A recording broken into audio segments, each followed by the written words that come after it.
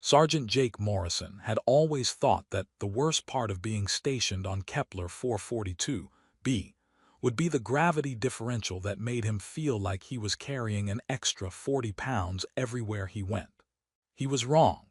The worst part was definitely trying to figure out which end of a Nexari plasma rifle was supposed to point at the enemy, while his new partner watched him with what he was pretty sure was the alien equivalent of barely contained professional horror. "No, Sergeant Morrison," Captain Zara Kethva said for the third time, her bioarmor shifting from its neutral deep blue to frustrated orange patches around her shoulders.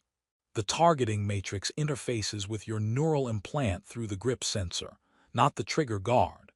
Jake rotated the weapon again, trying to make sense of technology that seemed to have been designed by someone who'd never met a right angle they couldn't improve with organic curves. Right neural interface, got it. Question though, what if you don't have a neural implant? Zara's armor flickered through several colors Jake didn't recognize before settling on what looked like confused purple. All Nexari warriors receive combat neural integration during their first molting. How do humans coordinate their weapon systems? "We point and click," Jake replied cheerfully, finally managing to activate the rifle's display system. "Sometimes we add hoping and praying, depending on the situation." The expression that crossed Zara's face suggested she was beginning to understand why the Nexari High Command had expressed certain reservations about this joint operation initiative.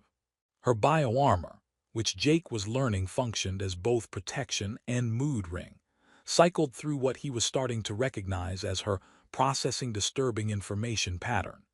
"Captain," Jake added, noting her obvious distress, "if it makes you feel any better, I once took down 3 hegemony drones with a wrench and some creative swearing. Sometimes simple works." "You defeated combat drones with maintenance tools." Zara's armor brightened to what Jake hoped was impressed rather than horrified. "Well, the swearing was mostly for moral support. The wrench did the heavy lifting." Jake checked the rifle's charge indicator, which helpfully displayed itself in symbols that looked like someone had sneezed on an algebra textbook. "Though I have to admit, your gear is significantly more sophisticated than anything we've got back home." Their mission briefing had been refreshingly straightforward, at least by joint operation standards. Infiltrate the abandoned research facility on Europa 7's third moon, retrieve data cores containing information about a rogue AI that had been making everyone nervous, and get out before the automated defense systems figured out they were there. Simple in concept, potentially lethal in execution, and complicated by the fact that Jake and Zara had been working together for exactly 4 days. "Sergeant," Zara said as they approached the facility's outer perimeter, "I must ask, are all human soldiers as unconventional as you?" Jake considered this while watching her armor adapt its camouflage to match the rocky terrain around them. The effect was remarkable, like watching someone become part of the landscape in real time. "Depends on your definition of unconventional. If you mean willing to improvise when the official plan goes sideways, then yeah, pretty much. And if the plan doesn't go sideways, then we improvise anyway, just to keep things interesting." Zara's armor displayed what Jake was fairly certain was the Nexari equivalent of a headache. This explains much about human military history. The facility loomed ahead of them, a collection of crystalline structures that seemed to grow from the moon's surface like geometric flowers. Jake pulled out his scanner, a battered piece of Earth tech that looked primitive next to Zara's integrated sensor suite, but had the advantage of being simple enough that he actually understood how it worked. 12 automated sentries, he reported, watching the blips move across his display. Standard patrol patterns, but they're clustering around the main entrance like they're expecting company. Zara consulted her own readings, her armor's surface rippling with data displays that made Jake slightly dizzy to look at. Confirmed. However, the rear access shaft appears to be unguarded. Probably because it's a maintenance tunnel that's barely wide enough for a human, let alone someone in full battle armor, Jake observed. Which, now that I think about it, makes it perfect. Sergeant, that tunnel is far too small for proper combat maneuvering. If we encounter resistance, then we'll deal with it when it happens. Besides, Jake grinned, pulling out a collection of items from his pack that would have looked more at home in a chemistry set than a military kit. Who says anything about proper combat maneuvering? Zara watched in fascination as Jake began combining medical supplies with pieces of his emergency rations in ways that probably violated several safety regulations. What are you constructing? Technically, improvised explosive devices. Practically, a really enthusiastic way of saying hello to those security drones.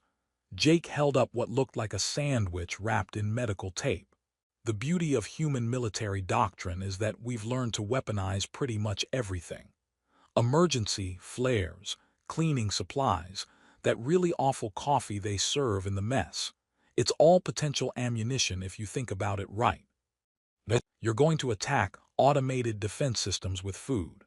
Hey, don't knock it until you've tried it. This particular combination creates a localized EMP burst that'll scramble their targeting systems long enough for us to get past them. Assuming my calculations are right. Zara's armor shifted to what Jake was beginning to recognize as her deeply concerned about my partner's sanity pattern. And if your calculations are wrong, then we'll have learned something valuable about the interaction between Terran MREs and Nexari medical gel, Jake replied, crawling into the maintenance tunnel. Either way, it'll be educational. The tunnel was even smaller than it had looked from outside, forcing Jake to army crawl through spaces that scraped against his gear. Behind him, he could hear Zara's armor making soft adjustments, somehow compressing itself to fit through gaps that should have been impossible for someone her size. Your armor's pretty amazing, Jake called back softly. Does it hurt when it does that shape-shifting thing? No more than flexing a muscle, Zara replied, her voice slightly strained. Though I admit this is somewhat beyond normal parameters. They emerged into the facility's main corridor just as Jake's improvised devices went off in sequence around the perimeter. The lights flickered, and he could hear the confused beeping of security systems trying to reset themselves. Jake said, checking his chronometer. I was off by about 3 seconds, not bad for field conditions.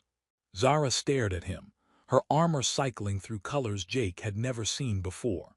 You disabled an entire security network with medical supplies and food. And tape. Don't forget the tape. Never underestimate the military applications of good adhesive. As they moved deeper into the facility, Jake couldn't help but notice that Zara's armor had settled into a steady pattern of warm amber and gold, colors that, based on his admittedly limited experience, seemed to indicate something between respect and amusement. Sergeant Morrison, she said quietly as they approached the data core chamber, I believe I may have underestimated human tactical flexibility. Just Jake is fine, he replied, already examining the chamber's security locks with an eye toward creative solutions. And if you think this is flexible, wait until you see what I can do with a roll of duct tape and some spare parts. Zara's armor brightened noticeably. I find myself looking forward to the demonstration. The communications relay on Asteroid Station Delta 7 was exactly the kind of place that military planners described as strategically vital and soldiers described as a really good place to die horribly. Jake crouched behind what had once been a defensive barrier and was now mostly a collection of twisted metal and regret, watching enemy forces advance through the station's corridors with the methodical efficiency of people who were having a much better day than he was. So, he said to Zara, who was pressed against the barrier beside him, her armor flickering between combat-ready scarlet and deeply annoyed orange. On a scale of 1 to, we should have called in sick. How screwed are we? Zara consulted her armor's tactical display, which painted helpful threat assessments directly onto her retinal implants. Enemy forces outnumber us approximately 8-1. Our reinforcements are still 47 minutes out, and they appear to have brought siege equipment. Siege equipment. Jake peeked around the barrier just in time to see something that looked like a mechanical spider the size of a small building, positioning itself at the far end of the corridor. Oh, you mean the giant death robot? Yeah, I saw that one. How can you be so calm about this? Zara's armor shifted to what Jake was learning, meant she was trying to process human behavior that made no logical sense. According to every tactical simulation, our position is essentially indefensible. Jake pulled out his remaining supplies, which consisted of 2 energy cells, a maintenance kit that had seen better decades, and what appeared to be the twisted remains of a coffee maker. See, that's where you and I think differently. You're looking at this like a traditional military engagement. I'm looking at it like a really complicated engineering problem. Engineering problem. Sure, we need to hold this position for 47 minutes against superior numbers. That's just a matter of resource allocation and creative application of available materials. Jake held up the coffee maker. Plus, I've always wanted to find out what happens when you wire a food processor into a defensive grid. Zara watched in fascination as Jake began dismantling their surroundings with the systematic efficiency of someone who'd spent years making things work that had no business working. Sergeant Jake, what exactly are you doing? Turning this hallway into the galaxy's most unfriendly place to take a stroll, Jake replied, connecting power cables in ways that probably violated several safety regulations. Your armor can interface with standard military networks, right? Of course, but... Great. I need you to tap into the station's environmental controls. We're going to make some modifications to the local atmosphere. The first wave of enemy forces hit their position 3 minutes later, and Jake's improvised defense system demonstrated why human engineers had a reputation for creative problem-solving. The corridor filled with a combination of electrical discharges, randomly activated gravity fields, and what appeared to be superheated coffee vapor that smelled like burnt victory. How is this possible? Zara asked, watching enemy soldiers retreat in confusion as the ceiling panels began dropping at irregular intervals. You've turned maintenance systems into weapons. Everything's a weapon if you think about it right, Jake replied, monitoring his jury-rigged control system. The trick is understanding that most technology is just tools pretending to have a specific purpose. The second wave was larger and better prepared, forcing Jake to activate what he cheerfully described as Plan B, and Zara was beginning to suspect might be controlled insanity. The enemy's advanced weaponry, designed to punch through military-grade barriers, proved remarkably ineffective against obstacles that included repurposed furniture and what appeared to be a defensive minefield made entirely of kitchen appliances. This is not how warfare is supposed to work, Zara muttered, her armor cycling through confused patterns as she watched Jake redirect enemy fire using strategically placed reflective surfaces. Says who? War's just applied problem-solving with higher stakes and worse coffee. Jake ducked as a plasma bolt sizzled past his head and ricocheted off a mirror he'd salvaged from a bathroom. Besides, your people's approach isn't exactly conventional either. As if to prove his point, Zara's armor suddenly extended what looked like organic tendrils that intercepted an incoming grenade and hurled it back at its sender with casual precision. This is different. Our bioarmor is designed for combat adaptation. And I'm designed for making things work when they shouldn't. Same principle, different application. Jake finished connecting his latest creation to the station's power grid. Speaking of which, you might want to close your eyes for the next few seconds. The resulting light show was visible from 3 star systems away and left the attacking forces temporarily blind, confused, and questioning their life choices. In the sudden quiet that followed, Jake slumped against the barrier and offered Zara one of his emergency ration bars.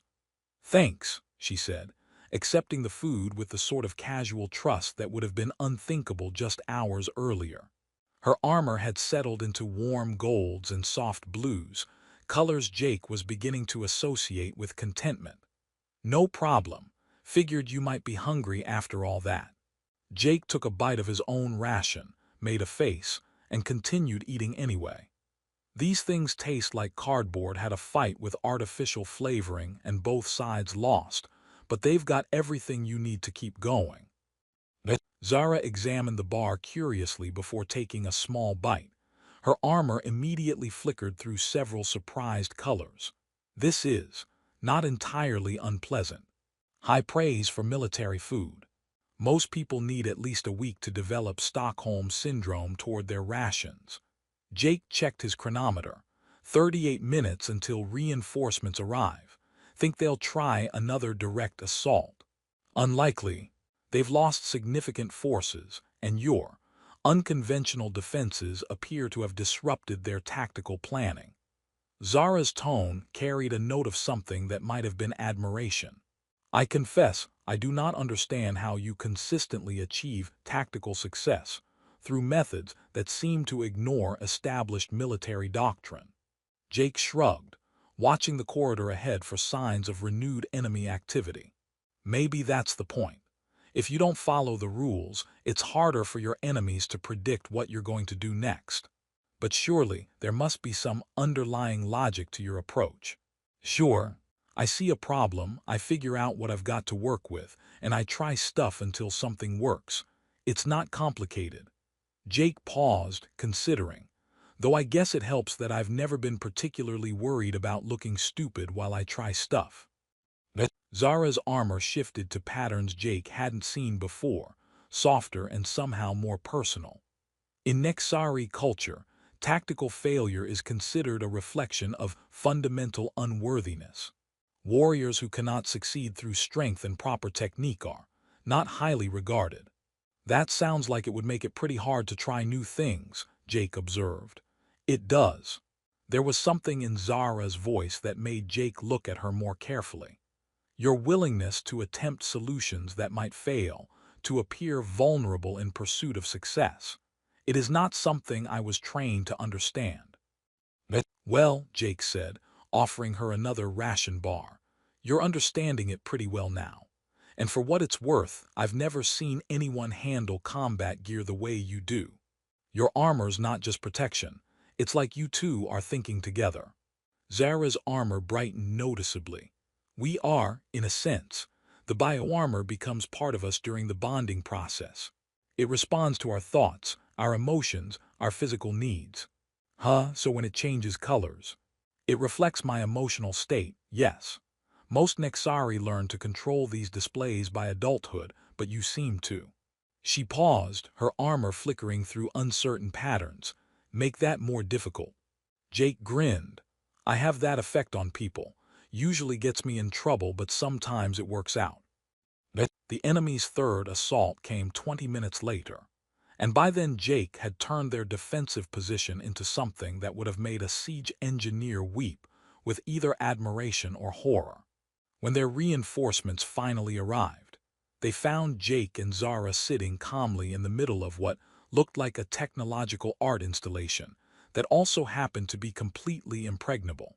Nice work, Jake said as Nexari warriors began securing the area. Though next time, maybe we could pick a position that comes with better coffee facilities. Zara's armor displayed patterns of warmth and amusement as she watched him pack up his improvised weapons. I will make note of that for future mission planning. Forward operating base Meridian wasn't much to look at. A collection of prefabricated structures clinging to a rocky plateau like metallic barnacles. But it had become something Jake never expected to find in a joint military operation. Home. He sat cross-legged on the floor of the equipment bay, methodically cleaning his rifle while Zara performed what looked like meditation, but was actually synchronization maintenance with her bioarmor. Question, Jake said, not looking up from his weapon. Do you ever get tired of being color-coordinated with your mood? Zara's armor, currently displaying the soft amber hues Jake had learned meant contentment, shifted slightly toward amused gold. Do you ever get tired of having thoughts that everyone else can't immediately see? Touché. Jake held up a component, squinted at it in the light, and decided it was probably clean enough. Though I have to admit, your armor's got excellent taste. Those colors when you're happy are really something. Happy. Zara's armor flickered through several surprised patterns before settling back to warm amber. You can interpret my emotional displays. Well, I'm no expert, but after 3 weeks of watching you cycle through the rainbow, I've picked up a few things. Amber means you're relaxed. That deep red happens when you're focused on something dangerous. And that purple thing you do means you're trying to figure out whether I'm brilliant or completely insane. And have you reached a conclusion about that yourself? Jake grinned, still working on it, though I'm pretty sure the answer is yes. Around them, the base hummed with the quiet activity of soldiers maintaining equipment, playing cards, and engaging in the sort of conversations that happened when people had been in each other's company long enough to run out of polite topics. Someone had rigged a music system that was playing what Jake generously classified as aggressively harmonic, and the whole scene had an almost domestic quality that made him forget they were in the middle of a war zone. Jake, Zara said quietly, her voice carrying a note he hadn't heard before, may I ask you something? Sure. Fair warning, though. I'm probably not qualified to answer questions about Nexari military protocol or proper equipment maintenance procedures. Jake felt something shift in the air between them, a change as subtle and significant as the difference between Zara's combat colors and her current soft, uncertain display. How do I look at you? Like I'm not just a weapon in armor, she said softly. Like there's something worth seeing beyond the warrior exterior. The equipment bay had grown quieter around them, other soldiers drifting away to evening duties or entertainment, leaving Jake and Zara alone with the weight of words that felt more dangerous than any enemy fire they'd faced. Zara, Jake said carefully, you know that's not how I see you, right? I mean, yeah, you're an incredible warrior. Your tactical skills are amazing, your equipment integration is like nothing I've ever seen, and watching you fight is like watching art happen. But that's not all you are, isn't it? Her armor displayed patterns of doubt mixed with something that might have been hope. In Nexari society, the armor defines the warrior. We are trained from childhood to be nothing more than the sum of our combat capabilities. Jake was quiet for a moment, watching the play of colors across her bio-armor and thinking about all the small moments that had built their partnership. The way she'd carefully shared her emergency rations during that first mission, her genuine curiosity about human tactical approaches, the gentle precision with which she'd helped him calibrate Nexari equipment to work with his non-enhanced physiology. Well, he said finally, maybe that's where your culture and mine differ, because what I see when I look at you isn't just a warrior in really impressive armor. Zara's armor stilled, colors settling into attentive silver-white patterns. What do you see? Jake met her eyes, noting how the bioluminescent patterns around her temples pulsed gently with her heartbeat, a detail he'd never been close enough to observe before. I see someone who shares her food with partners who might be hungry, someone who asks questions because she's genuinely interested in the answers, not because it's tactically useful. Someone who's patient enough to teach a stubborn human how alien technology works, even when he's probably being frustrating as hell. Her armor began cycling through colors Jake had never seen before, rapid shifts between gold and silver, and something that looked almost like starlight. I see someone, Jake continued, who's curious about the world beyond combat, someone who laughs at my terrible jokes even when they don't translate properly. Someone who's brave enough to question whether the way she was trained to think about herself is the only way to think about herself. The silence stretched between them, filled with the distant sounds of the bass and the quiet hum of Zara's armor processing emotions it had apparently never been asked to display before. You know what else I see? Jake asked, his voice softer now. What? Zara whispered, leaning slightly closer, Jake grinned, some of his natural irreverence reasserting itself. Someone who's about to ask me a question that's going to make both of us blush. If Nexari can blush under all that armor. Zara's armor flashed through surprised patterns before settling into mischievous golds that made her eyes sparkle. You think you know me so well. I'm starting to. Jake's expression grew more serious. The question is whether you want me to. Zara was quiet for a long moment, her armor cycling through thoughtful patterns. When she spoke, her voice carried a playful note that Jake was learning to recognize as uniquely hers. Do you wonder, she asked, leaning closer with a smile that held equal parts vulnerability and mischief, what's under this armor? She expected embarrassment, perhaps, or some kind of awkward human flirtation.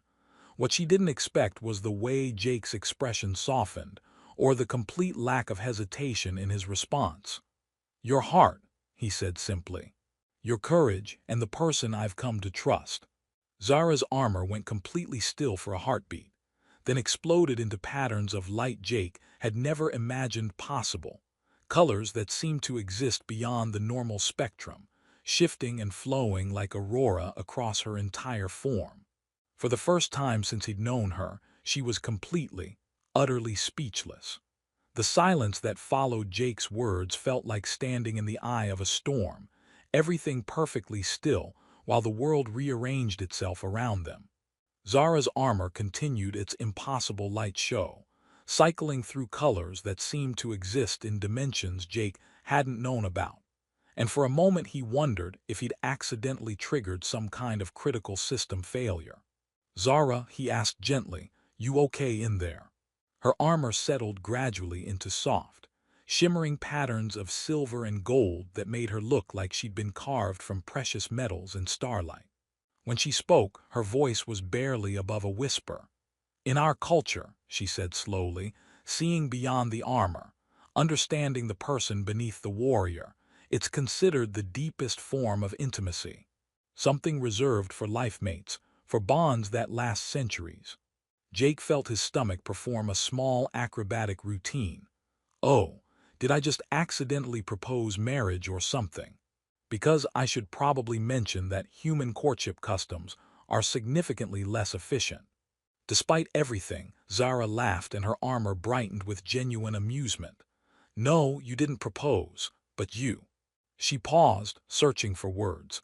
You demonstrated a level of understanding that most Nexari never achieve, even with their own kind. I just said what I see, Jake replied, though he was beginning to understand that what seemed simple to him might be profoundly complex to someone raised in a culture where emotional armor was as important as the physical kind. That's exactly the point. Zara's armor shifted to warmer tones as she seemed to find her conversational footing again. You see without effort what others struggle to perceive with intention. Their moment of revelation was interrupted by the sharp wail of the base's alert system, followed by the sort of announcement that made everyone's day significantly worse. All personnel to combat stations. Enemy forces detected approaching the perimeter. This is not a drill. Jake and Zara exchanged a look that managed to convey both, of course this happens now. And we'll finish this conversation later in a single glance, then moved with the practiced efficiency of a team that had learned to trust each other completely. What's the tactical situation? Zara asked as they reached the command center, her armor already shifting into combat-ready configurations. Lieutenant Commander Torres, the base's senior officer, looked up from a display that was painting far too many red dots for anyone's comfort. Enemy strike force, estimated battalion strength. They're using some kind of new jamming technology that's interfering with our communications and targeting systems. How new? Jake asked, already running through possibilities in his head. New enough that our equipment can't adapt to it, Torres replied grimly. They've essentially blinded us. We can see them coming, but we can't coordinate defensive fire or call for support. Jake looked at the tactical display, noting the approaching enemy formations, and the way their jamming field was disrupting everything the base depended on for survival. What about non-standard equipment? Anything that doesn't rely on the networks they're targeting? Such as? Well, Jake said, his mind racing through the base's inventory. What if we treated this like an engineering problem instead of a military one? 20 minutes later, the approaching enemy forces encountered something that would be discussed in military academies for decades. A human engineer and an Nexari warrior who had decided that conventional defensive tactics were merely suggestions. Jake's contribution involved turning the base's water recycling system into a kinetic weapon, using pressure differentials and carefully timed valve releases to create what he cheerfully described as tactical hydroponics. Meanwhile, Zara discovered that her bioarmor could interface with the base's backup systems in ways that bypassed the enemy jamming entirely. How is this working? Torres asked, watching enemy formations scatter as geysers of superheated water erupted from concealed positions around the perimeter. Because, Jake replied, monitoring his improvised control system while Zara's armor interfaced directly with systems the enemy didn't even know existed. They're jamming military networks, not plumbing. And Zara's armor is talking to infrastructure systems through pathways that predate their jamming technology by about 3 centuries. The battle turned into something between tactical genius and elaborate performance art as Jake and Zara worked together with a synchronization that surprised everyone, including themselves. Her armor's adaptive capabilities combined with his creative problem-solving created defensive strategies that existed nowhere in any military manual. Enemy retreat confirmed, Torres announced, his voice carrying a note of disbelief. They're withdrawing from the engagement zone. Probably went back to report that humans have learned to weaponize municipal utilities, Jake said, powering down his makeshift systems. Should buy us some time while they try to figure out how to counter that. As the base returned to normal operations, Jake found himself alone with Zara again, both of them exhausted but somehow energized by what they'd accomplished together. Her armor had settled into patterns he was beginning to think of as uniquely theirs. Warm, complex displays that seemed to shift between her emotions and his presence. Jake, she said quietly, what you said earlier about seeing my heart and courage. I meant it, he replied simply, every word. Zara's armor dimmed for a moment, then began to retract in ways Jake had never seen before. The biomechanical systems that covered her shoulders and arms withdrew with soft, organic sounds, revealing skin that was pale blue-white and marked with intricate patterns that seemed to glow with their own inner light. This is. She hesitated, her partially revealed form somehow more vulnerable than she'd ever appeared in full combat gear. This is not something Nexari do casually. Jake understood instinctively that he was being trusted with something precious and rare. Are you sure about this? No, Zara admitted, her armor continuing its slow withdrawal. But you taught me that certainty isn't always necessary for courage. I learned that from you, Jake said softly. Watching you trust me with tactics that went against everything you'd been trained to believe, letting me see who you are when you're not being the perfect warrior. And who am I when I'm not being the perfect warrior? Jake reached out slowly, giving her time to stop him, and gently touched one of the luminescent patterns that traced along her forearm. Her skin was warm, and the patterns pulsed gently under his touch like a living constellation. You're someone who shares her food with teammates who might be hungry, he said. Someone who asks questions because she wants to understand, not because she needs tactical advantage.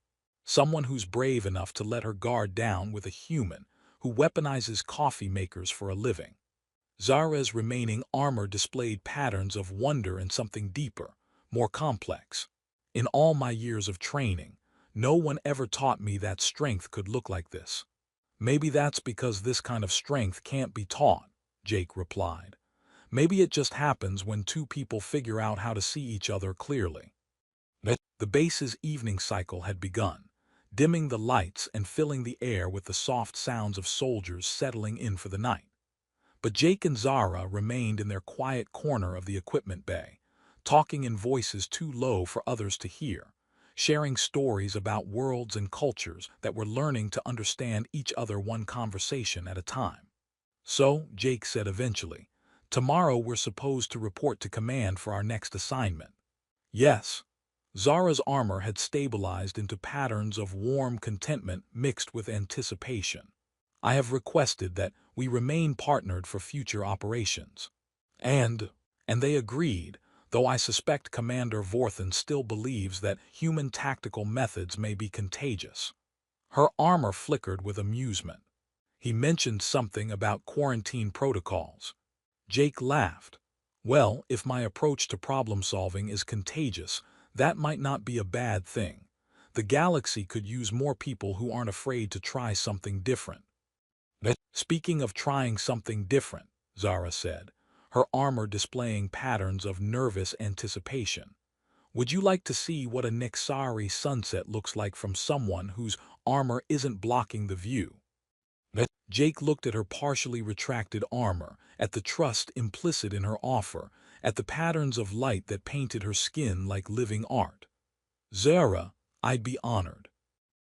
As they made their way to the observation deck, Zara's armor continuing its gradual withdrawal to reveal more of the luminescent patterns that marked her as uniquely herself, rather than just another warrior, Jake realized that everything he'd thought he understood about strength and courage had been expanded in ways he was only beginning to comprehend.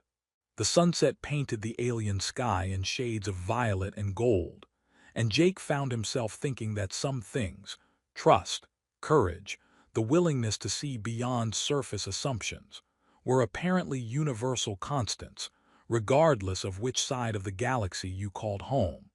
"You know," he said as they watched the stars emerge in unfamiliar constellations, "I think this partnership thing is going to work out just fine." Zara's remaining armor blazed